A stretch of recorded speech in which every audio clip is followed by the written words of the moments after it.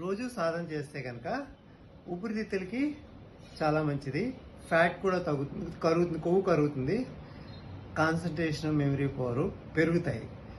ఒకళ్ళిద్దరు ఫ్రెండ్స్ పోటాపోటీల కింద కూడా ఈ శంఖనాదాన్ని సాధన చేస్తే అందరికీ వాళ్ళిద్దరికీ ఉపయోగం.